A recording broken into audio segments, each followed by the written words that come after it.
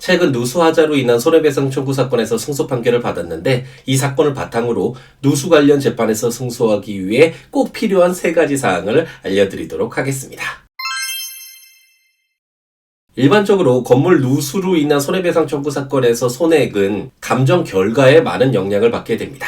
변호사나 판사나 모두 건물에 관해서 전문가가 아니기 때문에 해당 분야 전문가에게 감정을 신청해서 감정인이 건물의 누수 원인이 무엇이고 손해액이 얼마인지를 산정하게 되는데 재판장도 감정인의 의견에 의존해서 판결을 선고할 수밖에 없겠죠. 하지만 감정 결과에 나온 금액만을 손해배상으로 청구해서는 안 되는데요. 제가 담당했던 사건의 판결문에서 확인할 수 있듯이 감정 결과로는 원상 복구 비용으로 963만 9,889원이 산정되었지만 감정에 나온 금액 외에도 별도 곰팡이 제거 비용 105만원과 공사 기간 동안의 짐 보관 비용 198만원, 누수 관련 공사 기간 동안의 숙박비 42만원, 그리고 하자 및 누수로 인해 재산적 손해의 배상에 의하여 회복할 수 없는 정신적 손해인 위자료 70만원까지 지급받은 것을 확인할 수 있습니다.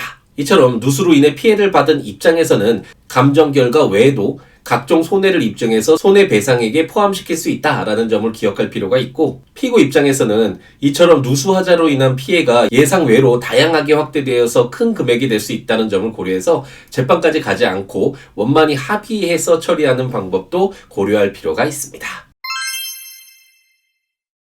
제가 그동안 담당했던 누수 관련 사건은 모두 누수가 현재 계속 진행되어서 재판 당시에도 피해가 계속되고 있는 경우였는데, 이번 사건은 누수의 원인을 제거하고 하자 보수를 모두 끝낸 후에 하자 보수를 위해서 지급했던 원상 복구 비용을 청구하는 사건이었습니다. 저도 처음 해보는 경우라 감정 신청 당시에 감정인에게 별도로 이미 하자 보수가 끝난 이후인데 그래도 누수 원인이 정확하게 밝혀질 수 있는지 묻기도 했는데, 물론 유리한 감정 결과를 얻기까지 힘들기는 했지만 어쨌든 외관상 깨끗하게 보이는 건물이라도 기존에 누수가 있었고 이로 인해서 피해가 발생했다라는 점은 입증을 통해서 손해배상 청구가 가능합니다.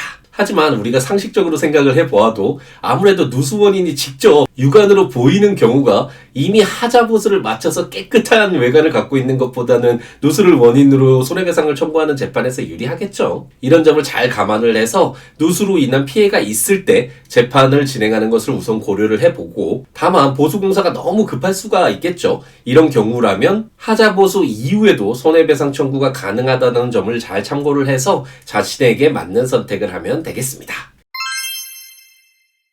예전에 누수 관련 사건들을 담당을 하다 보면 감정 신청을 하고 그저 감정 결과를 기다려서 재판을 진행하는 경우가 많았는데요. 그렇기 때문에 상대적으로 변호사가 크게 영향을 발휘할 여지가 없는 사건이라서 쉬운 측면이 있었던 것이 사실입니다. 하지만 이제는 감정 결과를 막연히 기다리는 것이 아니라 유리한 감정을 얻기 위해서 적극적으로 감정인에게 의사를 전달해야 된다는 것을 이번 재판에서 더욱 크게 느끼게 되었는데요. 원고 측뿐만 아니라 피고 측도 정말 긴 시간 동안 치열하게 감정인에게 의견을 전달하면서 감정 결과를 자신들에게 유리하게 나올 수 있도록 노력을 했는데요. 물론 첨단 장비를 통해서 객관적 사실로서 누수의 하자 원인과 손해액이 산정되기는 하지만 아무래도 사람이 하는 일이다 보니 감정인도 감정 진행 과정에서 당사자들이 주장한 내용과 증거들의 영향을 받을 수밖에 없겠죠. 앞으로는 법원에 주장 입증하는 것처럼 감정인에게 충분히 감정 결과에 영향을 미칠 수 있도록 자신들의 의견을 전달하는 것이 꼭 필요할 것 같습니다.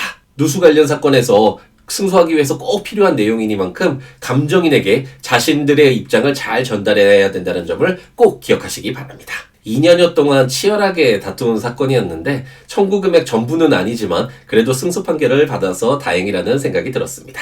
처음에는 감정 비용이 너무 부담이 되기 때문에 감정 없이 재판을 이끌어 보려고 노력을 했는데 재판부 입장에서도 전문가의 감정 결과 없이 판결을 선고하는 것이 부담이 되겠죠. 그렇기 때문에 결국 불가피하게 큰 금액을 감정 비용으로 지급하고 재판을 진행하게 되었는데요. 그래도 승소를 하게 되면 감정 비용과 변호사 비용도 상대방에게 돌려받을 수 있기 때문에 이런 부분도 재판을 진행하는 데 있어서 꼭 참고하시기 바랍니다. 그럼 오늘 하루도 행복 가득하게 채우시기 바랍니다.